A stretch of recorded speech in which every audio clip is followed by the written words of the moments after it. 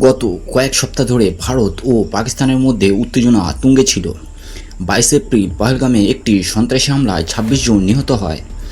এর জবাবে ভারত 7 মে অপারেশন সিন্দুর শুরু করে, যেখানে পাকিস্তানের সামরিক অবকাঠামো লক্ষ্য করে বিমান হামলা চালানো হয়।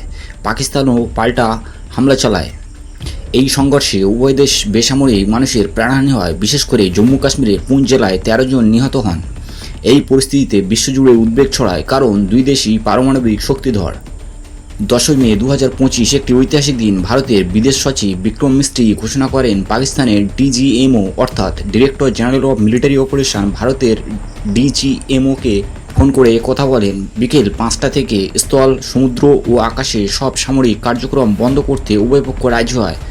Director General of Military Operations of Pakistan called the Director General of Military Operations of India at 15:35 hours earlier this afternoon.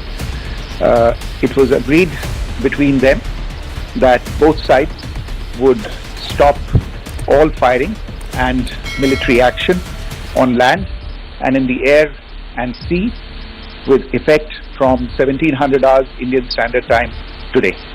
মজার ব্যাপার হলো, মার্কিন প্রেসিডেন্ট ডোনাল্ড ট্রাম্প প্রথমে তার সোশ্যাল মিডিয়া প্ল্যাটফর্ম ট্রুথ সোশ্যালে এই যুদ্ধবিরতির কথা ঘোষণা করেন। তিনি বলেন এটি মার্কিন মধ্যস্থতায় সম্ভব হয়েছে, তবে ভারত জানিয়েছে এই চুক্তি সরাসরি দুই দেশের মধ্যে হয়েছে। পাকিস্তানের উপপ্রধানমন্ত্রী ইসাকদারও এই যুদ্ধবিরতিকে স্বাগত জানান। এই যুদ্ধবিরতির তাৎপর্য কী? এই যুদ্ধবিরতি অত্যন্ত গুরুত্বপূর্ণ, কারণ এটি একটি বড় সংঘাতের সম্ভাবনা কমিয়েছে। সীমান্তের বেসামরিক মানুষ যারা গোলাগুলির মধ্যে আটকে ছিল তারা এখন কিছুটা নিশ্চিন্ত। এছাড়া 12 মে দুই দেশের ডিজিএমও আবারও কথা বলবেন, যা ভবিষ্যৎ আলোচনার পথ খুলতে পারে। তবে ভারত স্পষ্ট জানিয়েছে সন্ত্রাসবাদের বিরুদ্ধে তাদের জিরো টলারেন্স নীতি অপরিবর্তিত থাকবে। যদিও এই যুদ্ধবিরতি আশার আলো, তবে এর আগে 2003 ও 2021 সালের যুদ্ধবিরতি চুক্তি হয়েছিল, যা বারবার লঙ্ঘিত হয়েছে। পাকিস্তানের পক্ষ থেকে সন্ত্রাসী কার্যকলাপ বন্ধ না হলে দীর্ঘমেয়াদী শান্তি প্রক্রিয়া কঠিন। আবার আন্তর্জাতিক সম্প্রদায়ের চাপে দুই দেশই এখন শান্তির পথে হাঁটতে বাধ্য। সৌদি আরব, তুরস্কের মতো দেশও এই প্রক্রিয়ায় ভূমিকা রেখেছে।